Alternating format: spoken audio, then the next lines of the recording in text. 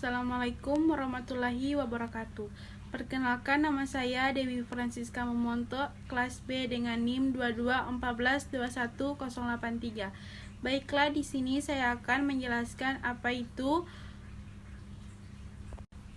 Pancasila sebagai landasan ideologi Indonesia.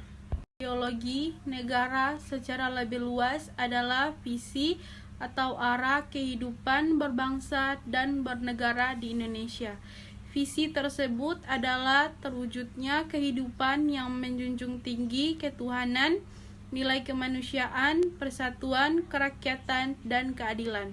Pancasila dijadikan sebagai ideologi bangsa karena kelima sila di dalamnya bukan merupakan hasil pemikiran seseorang atau sekelompok orang. Namun Pancasila diangkat dari nilai adat istiadat, nilai kebudayaan, dan nilai religius yang terdapat dalam pandangan hidup masyarakat Indonesia sebelum membentuk negara. Pancasila sebagai dasar negara mengandung arti bahwa Pancasila dijadikan landasan dalam penyelenggaraan negara.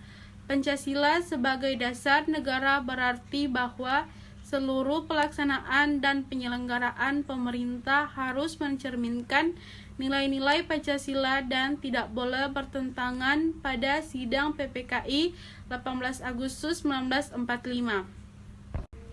Sebagai dasar negara Indonesia yang sah, ideologi secara umum diartikan sebagai sekumpulan peraturan baik berupa ide, gagasan, atau kepercayaan yang berguna untuk mengatur kehidupan di bidang tertentu dan bersifat mengikat.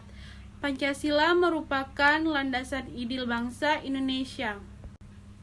Ini artinya Pancasila merupakan dasar negara Republik Indonesia, baik dalam arti sebagai dasar ideologi maupun filosofi bangsa. Pancasila merupakan suatu sistem karena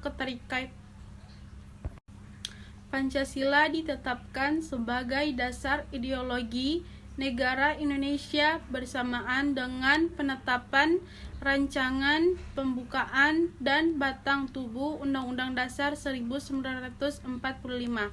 Pada sidang tersebut disetujui bahwa Pancasila dicantum dalam Mukadimah Undang-Undang Dasar 1945.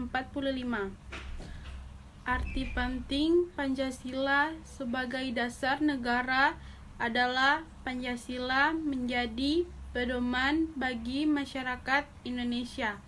Semua sila-sila tersebut saling bersinergi dan membentuk satu kesatuan hingga bangsa Indonesia ini tetap berdiri kukuh seperti harapan pejuang para pendiri negara.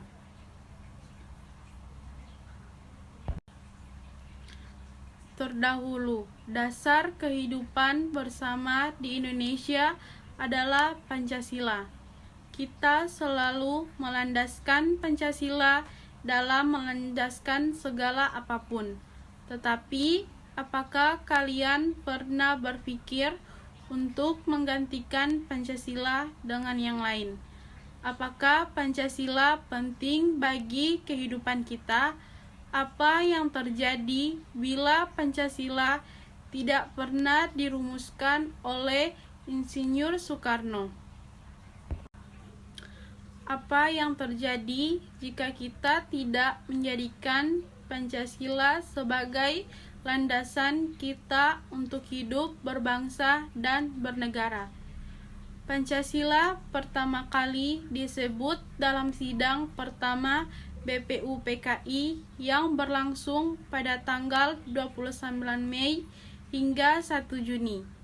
Tepatnya pada tanggal 1 Juni,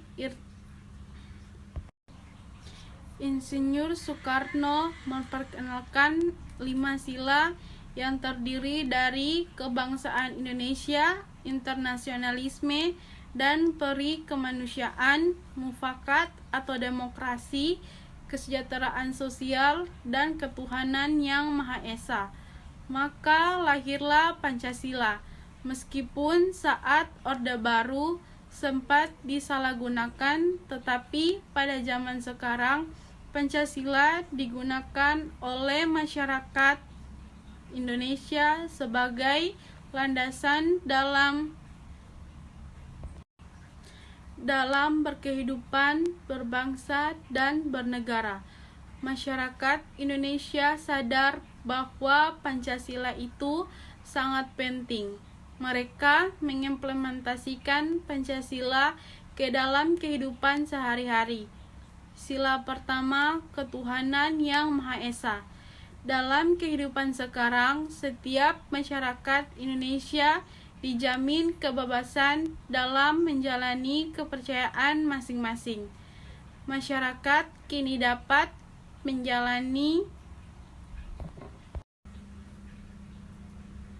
kepercayaannya dengan tenang tanpa gangguan intoleransi.